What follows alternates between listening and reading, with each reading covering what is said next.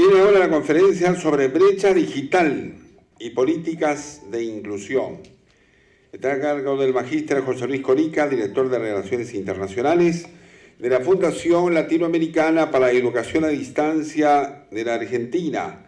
Licenciado en Análisis de Sistemas, licenciado en Comunicaciones y licenciado en Gestión de Empresas. Es magíster en Enseñanza y Aprendizaje Abierto y a Distancia.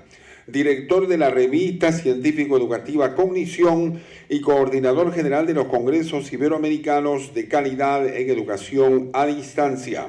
Es coordinador de maestría en Gestión de Instituciones Educativas con modalidad virtual de la Universidad Autónoma del Estado de Hidalgo en México y es autor de diversas publicaciones para la modalidad virtual.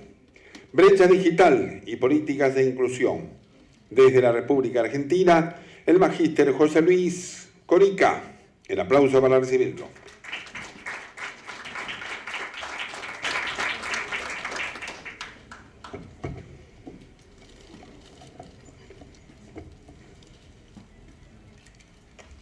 ¿Cómo están? Buenos días a todos. Bueno, lo primero agradecer a la universidad por la invitación y a Virtual Educa por este sorprendente espacio de reflexión al que nos han invitado a todos. El tema a tratar hoy día sobre el que me gustaría conversar es brecha digital y políticas de inclusión, y de alguna manera he tratado de colocar un subtítulo que trate de darnos un poco el enfoque de esta reflexión a la que quiero invitarles, y es la brecha digital de segundo nivel y la responsabilidad docente ante la división de clases intelectuales. Vamos a tratar de hacer un recorrido respecto de lo que implica la brecha digital, cuáles son los conceptos, los distintos conceptos, cómo surge una brecha digital, cómo surge una brecha tecnológica, pero vamos a tratar de mirar más hacia adelante, vamos a tratar de ver una perspectiva de entre 5 y 10 años, cómo se espera que sea el futuro más probable en función a las evidencias que vamos viendo ahora de cómo van surgiendo las distintas tecnologías. Para poder trabajar un poco el tema de las brechas digitales, tenemos que tener conciencia de que la brecha digital es en realidad una brecha tecnológica. Y vamos a tratar de ver cómo surgen estas brechas tecnológicas, ¿sí? Las brechas tecnológicas existieron desde siempre. El desarrollo de una tecnología siempre produce cambios que en la distribución de la riqueza en los distintos pueblos y desde los primeros orígenes históricos, ¿sí? Los adelantos difícilmente son para todos. Cuando de cazadores-recolectores algunos pueblos lograron la tecnología de los cultivos, lograron una ventaja que hizo una primera brecha. Existían pueblos que tenían la posibilidad de no necesitar migrar y por lo tanto podían tener posesión de la tierra y podían evolucionar culturalmente dentro de esa posesión de la tierra, mientras otros no tenían más remedio que ir migrando y no podían poseer la tierra porque no tenían esa tecnología. Y ahí tenemos un ejemplo de una primera tecnología muy antigua que hizo el cambio entre pueblos que podían disfrutar de esta riqueza, podían tener cultivos, podían tener granos, podían tener alimentación para las épocas en donde la tierra, los ciclos en donde la tierra no era fértil, y pueblos que no. Todas las otras tecnologías han ido transitando en el mismo camino, desde la tecnología de los metales, la tecnología que permitió el estribo y con ello la utilización del caballo como armamento militar. Y quienes tenían esa tecnología no solo eran aptos para la guerra, sino conquistaban el territorio de los que no tenían esa tecnología. Sí, había una brecha digital enorme, surgida de tecnológica enorme, surgida en general del dominio de una tecnología que un pueblo tenía y otro no. De hecho, el pueblo que no la tenía frecuentemente era esclavizado, ¿sí? Y obligado a trabajar para el pueblo que poseía esa tecnología. Y lo vemos en los distintos en las distintas tecnologías que fueron surgiendo. Hasta el siglo antepasado, ¿sí? Nosotros podíamos asociar incluso una tecnología con una era, ¿no? Decíamos, cuando la tecnología era la piedra, teníamos la edad de piedra. Cuando la tecnología eran metales, teníamos la edad de los metales. Cuando la tecnología era el vapor, teníamos la era del vapor o de la revolución industrial, ¿no? El desafío se nos pone porque cada vez las duraciones de esta era son menores, ¿sí? La era de la edad de piedra duró 20.000 años, y la de los metales duró 1.000, y la del vapor duró 100. De hecho, en el siglo antepasado, yo les diría, a ver, pensemos cuál fue el siglo XX. ¿Fue el siglo de qué?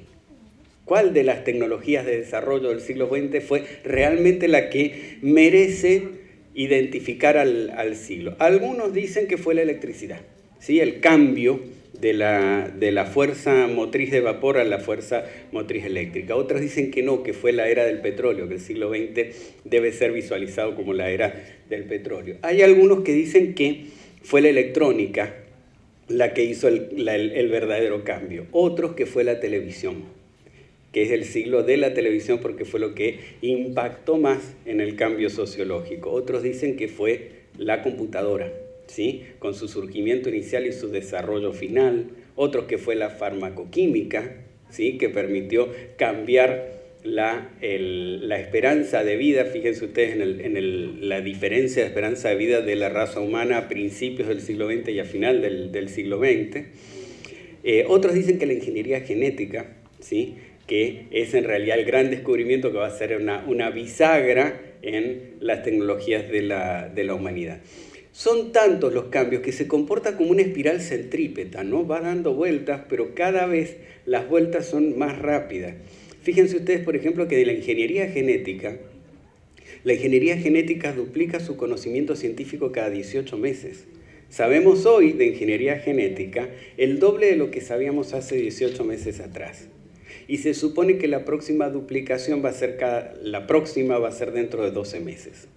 Esto es, cada vez la duplicación de la masa de conocimiento científico es más grande. Y entonces, como se comporta como una espiral centrípeta, no tenemos manera de poder ni siquiera denominar al siglo XX.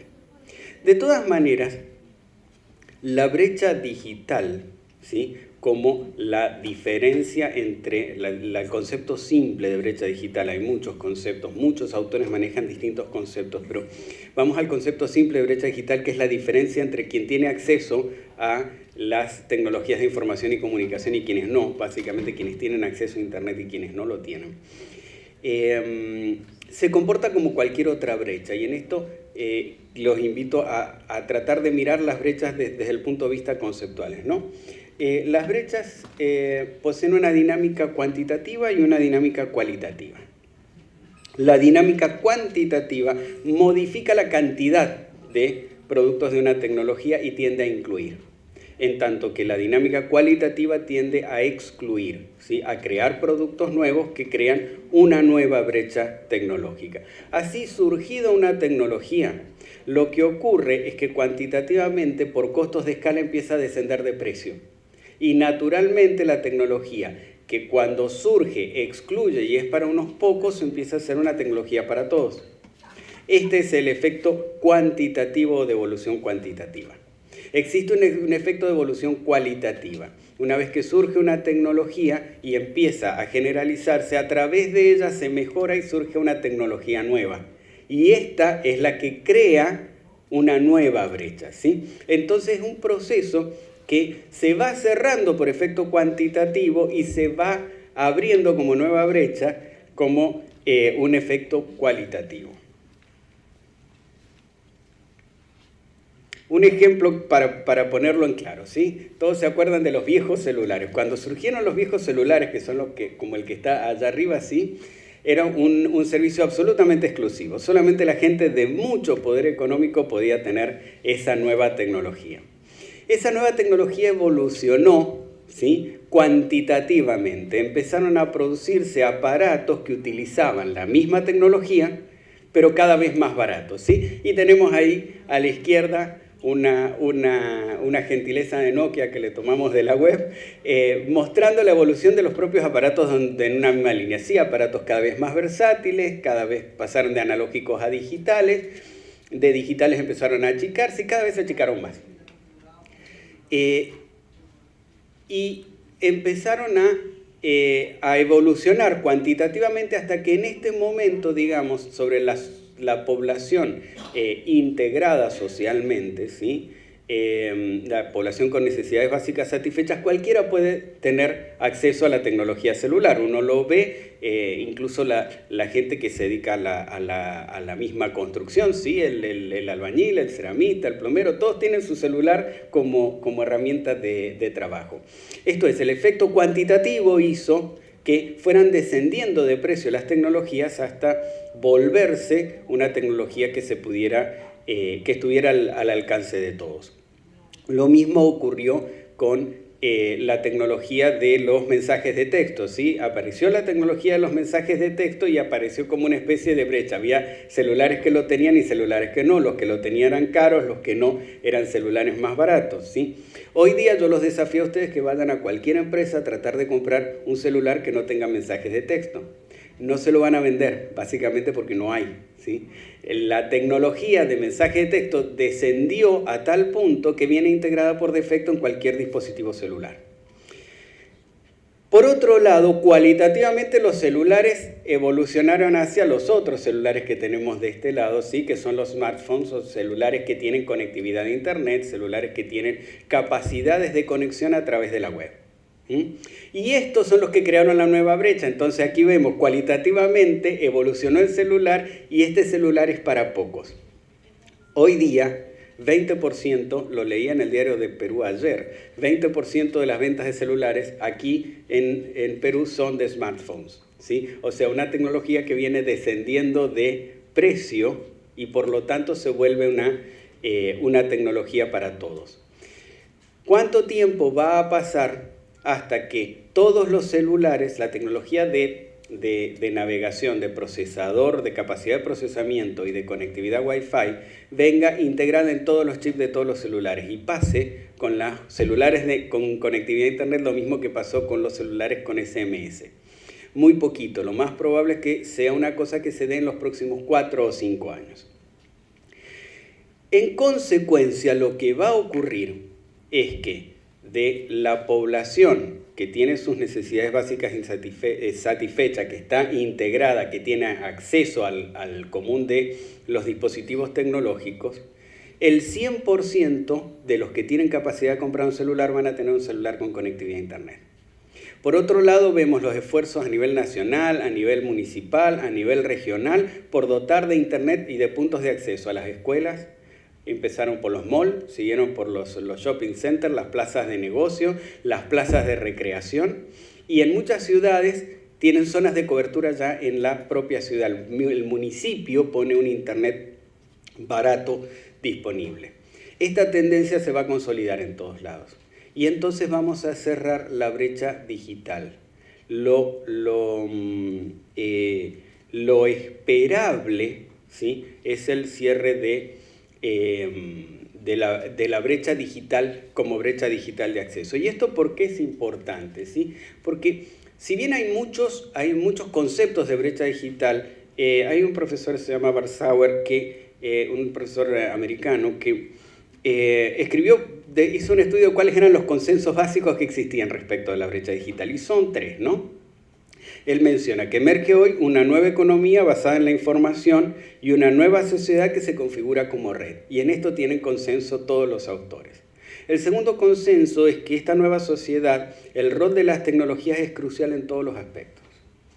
Y el tercer consenso es que en esta nueva era económica, el acceso a las tecnologías en su definición amplia puede ayudar a determinar la diferencia entre la marginalización y la inclusión, ¿sí?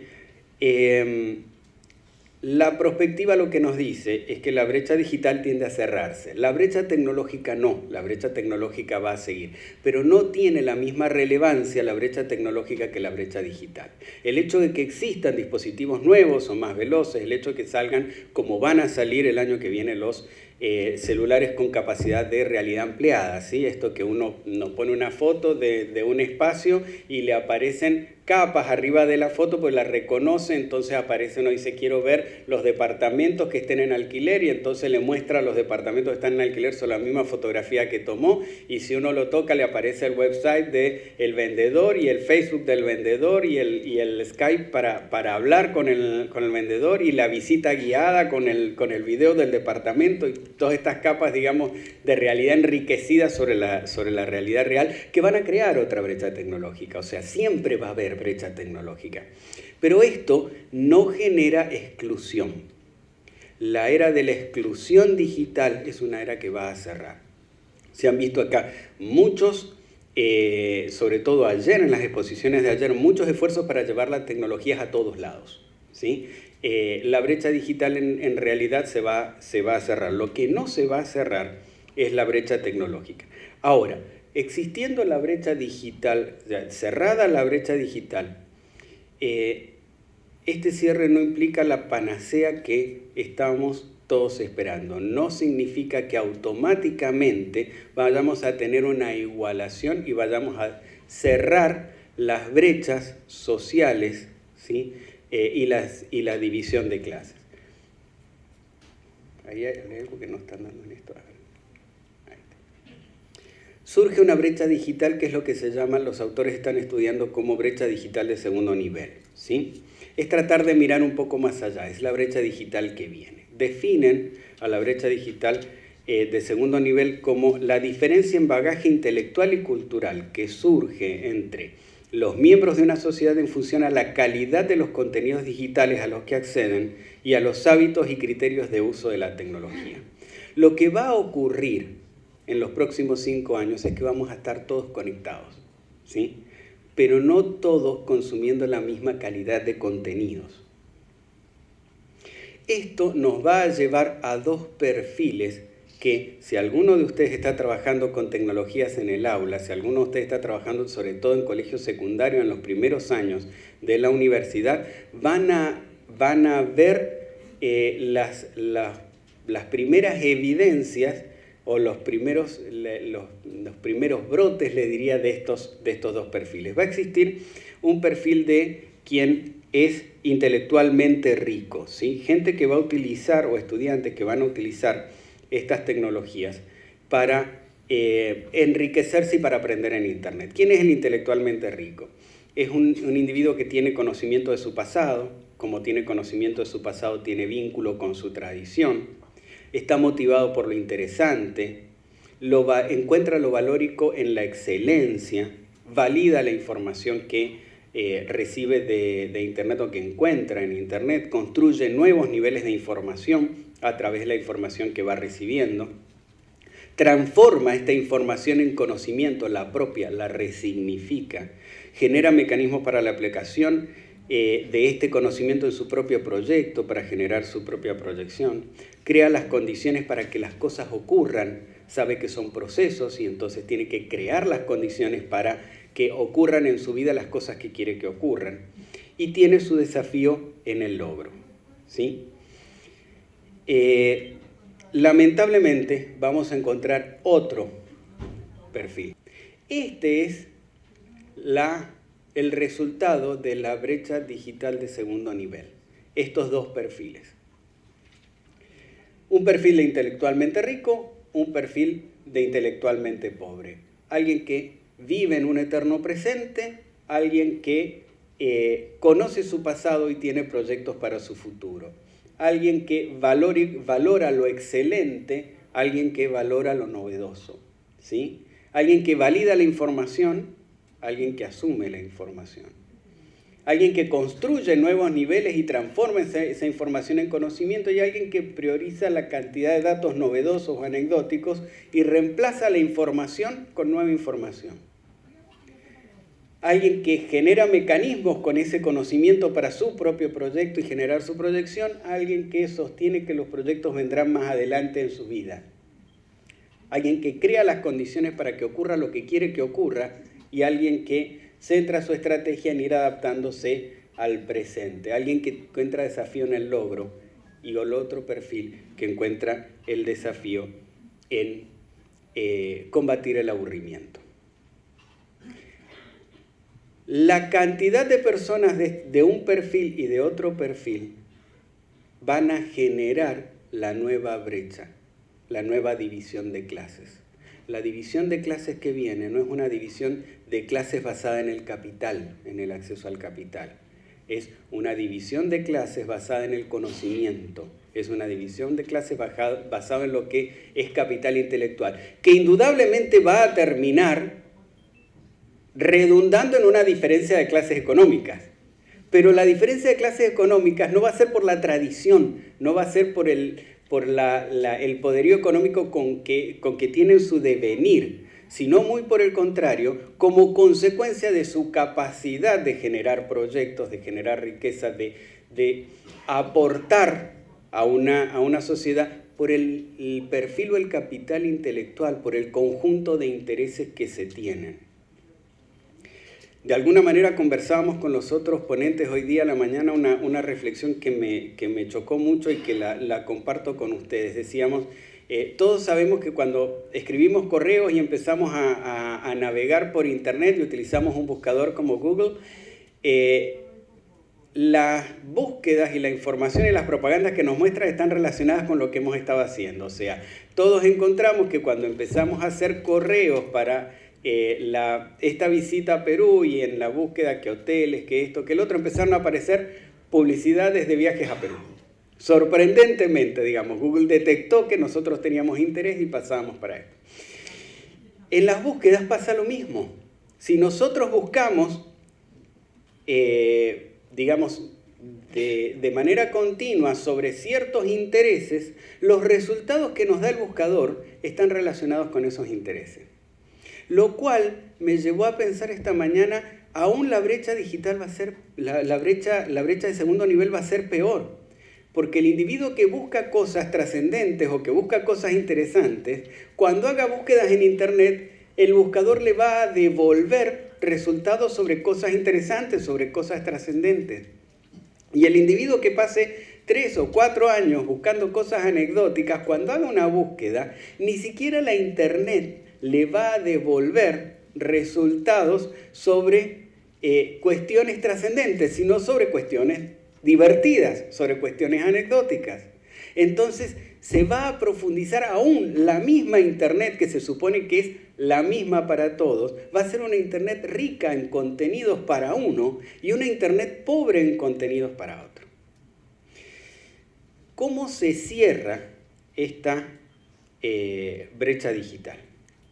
En principio, les diría, existen ciertos criterios que tenemos que incorporar al sistema educativo. Hay un cambio necesario en lo valórico, en lo actitudinal de nuestros estudiantes, del perfil de intereses de nuestros estudiantes con el que arriban a nuestra sala. Pasar de la inmediatez a los procesos. Nuestro estudiante de nueva generación quiere resultados inmediatos. Lo que no tiene resultado ya es abandonado, no merece la pena seguir tratando.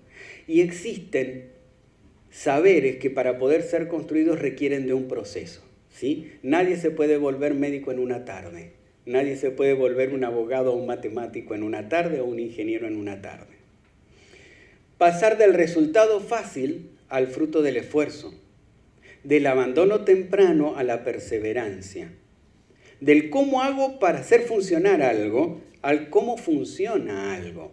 Si ustedes se fijan, cuando uno trata de explicarle a alguien de nueva generación, a alguno de los nacidos en la era de internet, cómo funciona un dispositivo, dice, no me digas cómo anda, decime cómo hago para hacerlo andar. Porque lo importante es la provisión del resultado inmediato y no el proceso subyacente. De lo divertido, de lo valórico a lo divertido, en lo divertido, a lo valórico, en lo interesante. Ahora bien, ¿cómo preparamos al estudiante para el mundo que le toca vivir y para achicar esta brecha, esta división de clases que viene como consecuencia, que viene después de derrotada la brecha digital de primer nivel?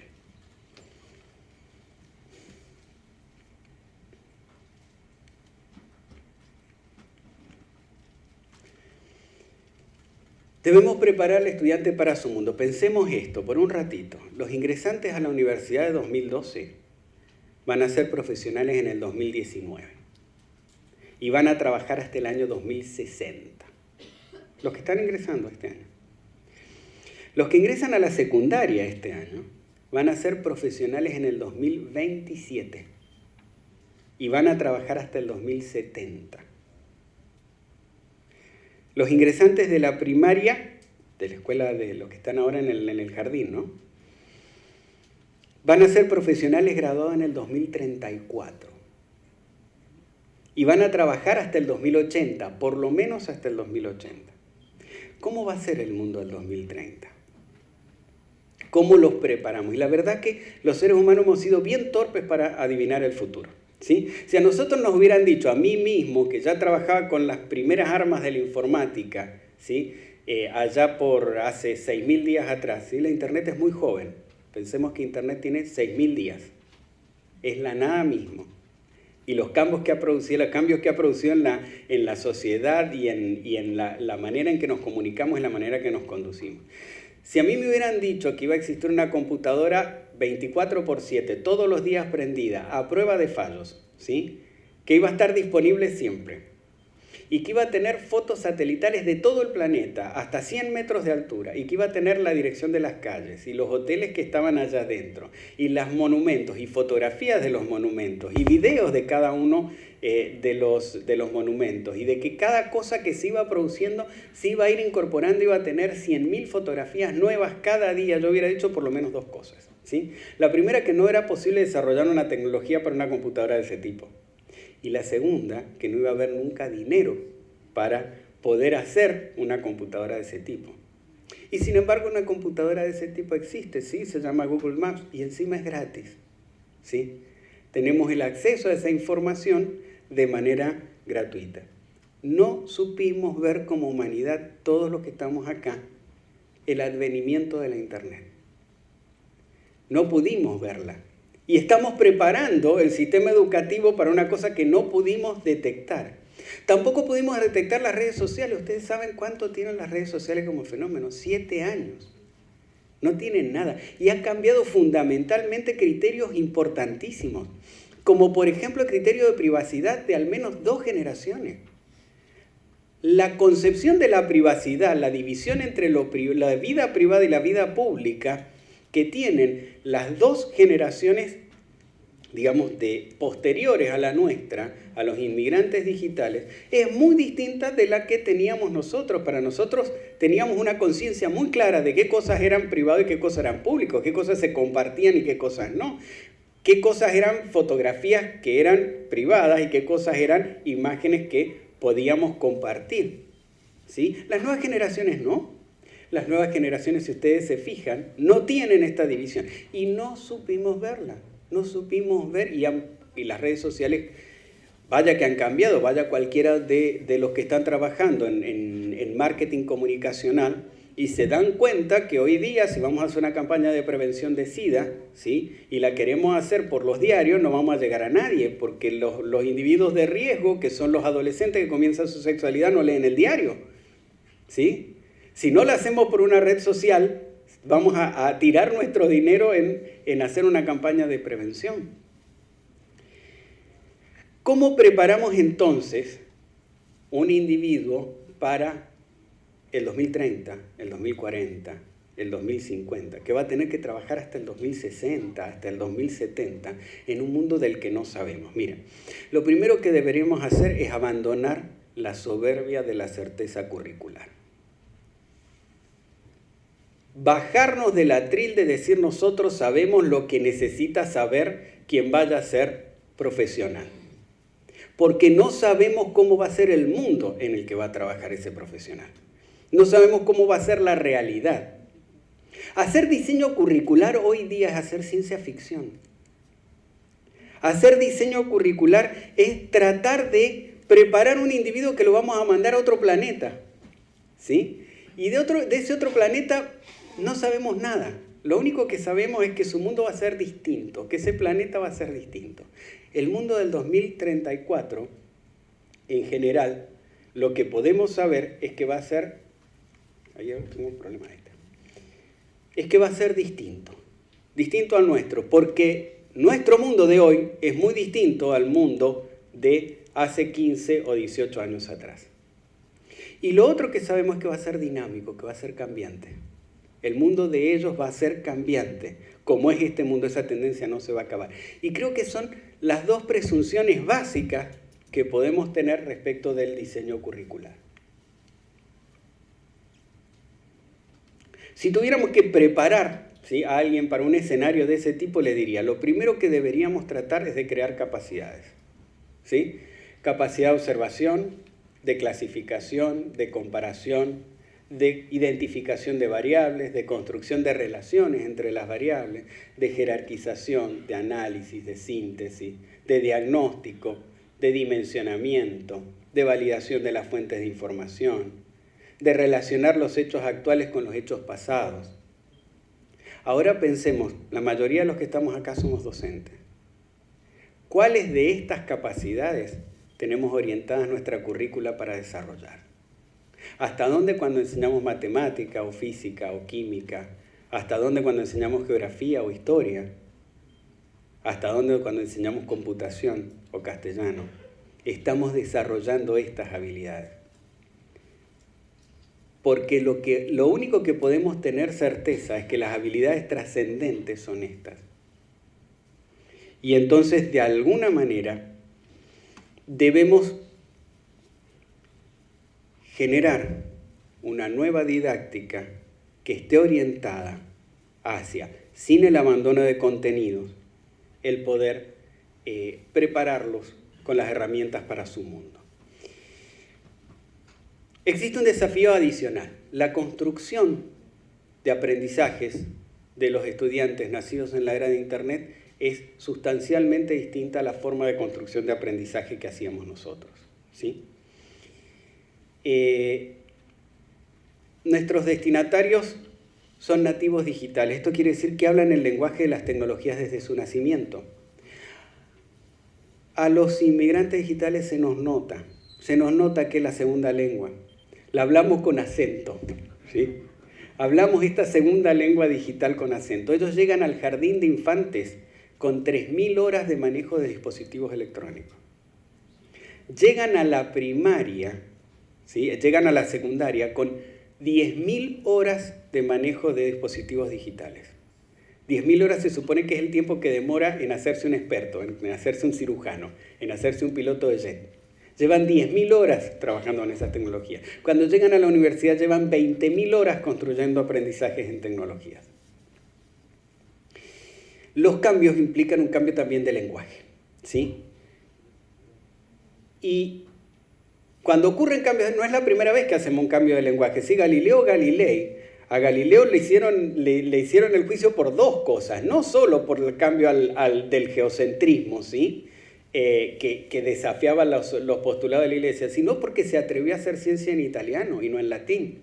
Y todos los científicos de su época lo que decían es, el italiano es una lengua mundana y como es una lengua del pueblo no tiene el rigor científico para poder expresar ciencia, ¿sí? Cuando escuchamos hoy día que los lenguajes digitales no tienen el rigor científico para expresar la ciencia, ¿no estamos haciendo lo mismo que los padres de Galileo hace cientos de años? ¿Quién dice que no tienen los lenguajes digitales por ser lenguajes mundanos, por ser los lenguajes en donde la gente de hoy, la nueva generación, construye su aprendizaje, rigor científico? Ahora bien, nos encontramos con algunos problemas. Sí, nos encontramos con cuerpos docentes que tienen una o dos generaciones de diferencia con los estudiantes. Y esto implica generar diferencias de lenguaje y esto implica diferencias de tecnología. También con una falsa presunción de mecanismos de éxito. ¿Sí? En todas nuestras universidades tenemos profesores que dicen mi asignatura es muy difícil y la aprueba muy poca gente. ¿Sí? Como si esto fuera una prueba de lo buen docente que es. ¿Sí? Cuando en realidad es como que toma la posición del policía a la barrera, ¿no? Y como pasa poca gente, él controla que nadie que no tenga el nivel adecuado supere su asignatura, y son muy pocos, entonces, hola, qué buen profesor que soy. cuando en realidad el rol que debiera asumir es el rol del entrenador de quienes van a saltar esto. Y entonces, mientras mejor entrenador soy, más gente es capaz de superar esta barrera, ¿sí? La existencia de docentes cuyo paradigma es incompatible con la innovación. ¿Cuántas veces en proceso de innovación nos encontramos con un profesor que dice, mire, mijito, yo hace 30 años que enseño matemática, no va a venir usted a decirme cómo tengo que enseñar? ¿Sí? Con lo cual abraza un paradigma que dice su clase es perfecta y la capacidad de innovación es cero. No se puede innovar, ¿sí?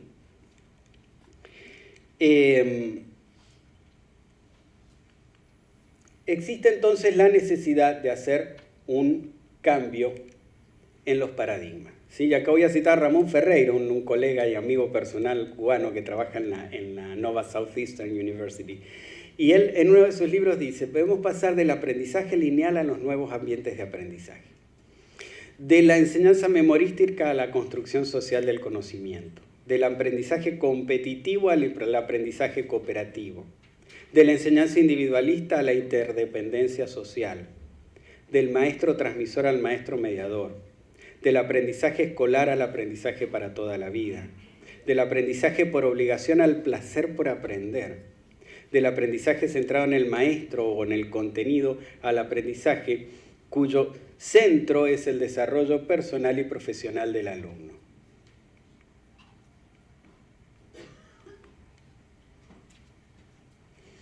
Por lo tanto, debemos hacer una adecuación de las herramientas. Miren, nosotros estudiábamos con un mapa de este tipo, ¿sí? Un mapa de este tipo tenía mucha información. Tenía información de relieve, tenía información de ríos, tenía información de división política. Nuestros estudiantes, en realidad, estudian con un mapa de ese tipo. Estudian con un mapa que tiene capas, estudian con un mapa que se puede abrir a cualquier nivel de detalle, estudia con un mapa que tiene hipervínculos a información de todo tipo, ¿sí? Y mientras nosotros sigamos enseñando con nuestro mapa de tela, ¿sí? Vamos a seguir tratando de enseñar con herramientas que están distanciadas de las herramientas con las que ellos construyen sus propios aprendizajes. En síntesis,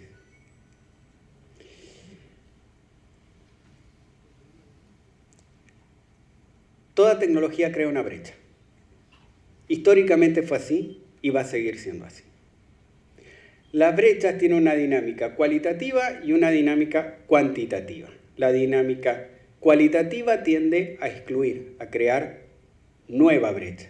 La dinámica cuantitativa tiende a cerrar la brecha y a incluir. El escenario de los próximos 5 años es un escenario en donde se va a cerrar la brecha digital, pero va a seguir la brecha tecnológica. Surge una segunda brecha, la brecha digital relacionada con la calidad de contenidos y con los hábitos de uso de Internet. No vamos a estar preparados para afrontar el escenario futuro si no vencemos las inercias curriculares y las inercias metodológicas. El precio a pagar es que vamos a tener una élite de capital intelectual y una enorme masa de pobres, carentes de capital intelectual, pero como dice la publicidad, todo el día conectados. Quienes abrazamos la profesión de educar, llevamos con nosotros la tarea de servir. Adaptar la educación para preparar a nuestro destinatario para su mundo es nuestra responsabilidad, no responsabilidad de ellos. De nuestra toma de conciencia de las acciones de hoy, de las políticas que implementemos hoy, resultará la magnitud de la diferencia de clases intelectuales que vamos a tener en el futuro. Eso es todo. Muchas gracias.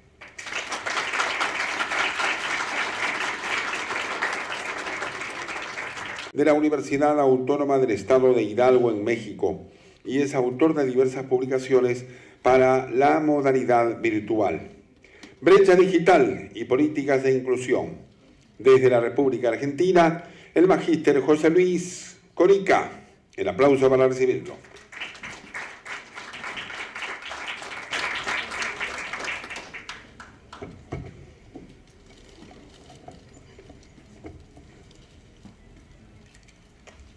¿Cómo están? Buenos días a todos. Bueno, lo primero agradecer a la universidad por la invitación y a Virtual Educa por este sorprendente espacio de reflexión al que nos han invitado a todos. El tema a tratar hoy día sobre el que me gustaría conversar es brecha digital y políticas de inclusión, y de alguna manera he tratado de colocar un subtítulo que trate de darnos un poco el enfoque de esta reflexión a la que quiero invitarles, y es la brecha digital de segundo nivel y la responsabilidad docente ante la división de clases intelectuales. Vamos a tratar de hacer un recorrido respecto de lo que implica la brecha digital, cuáles son los conceptos, los distintos conceptos, cómo surge una brecha digital, cómo surge una brecha tecnológica, pero vamos en la distribución de la riqueza en los distintos pueblos y desde los primeros orígenes históricos, ¿sí? Los adelantos difícilmente son para todos. Cuando de cazadores-recolectores algunos pueblos lograron la tecnología de los cultivos, lograron una ventaja que hizo una primera brecha. Existían pueblos que tenían la posibilidad de no necesitar migrar y por lo tanto podían tener posesión de la tierra y podían evolucionar culturalmente dentro de esa posesión de la tierra, mientras otros no tenían más remedio que ir migrando y no podían poseer la tierra porque no tenían esa tecnología. Y ahí tenemos un ejemplo de una primera tecnología muy antigua que hizo el cambio entre... Viene ahora la conferencia sobre brecha digital y políticas de inclusión. Está a cargo del magíster José Luis Corica, director de Relaciones Internacionales de la Fundación Latinoamericana para la Educación a Distancia de la Argentina, licenciado en Análisis de Sistemas, licenciado en Comunicaciones y licenciado en Gestión de Empresas. Es magíster en Enseñanza y Aprendizaje Abierto y a Distancia, director de la revista científico-educativa Cognición y coordinador general de los Congresos Iberoamericanos de Calidad en Educación a Distancia. Es coordinador de maestría en Gestión de Instituciones Educativas con modalidad virtual. Tratar de mirar más hacia adelante. Vamos a tratar de ver una perspectiva de entre 5 y 10 años, cómo se espera que sea el futuro más probable en función a las evidencias que vamos viendo ahora de cómo van surgiendo las distintas tecnologías. Para poder trabajar un poco el tema de las brechas digitales, tenemos que tener conciencia de que la brecha digital es en realidad una brecha tecnológica. Y vamos a tratar de ver cómo surgen estas brechas tecnológicas, ¿sí? Las brechas tecnológicas existieron desde siempre. El desarrollo de una tecnología siempre produce cambios que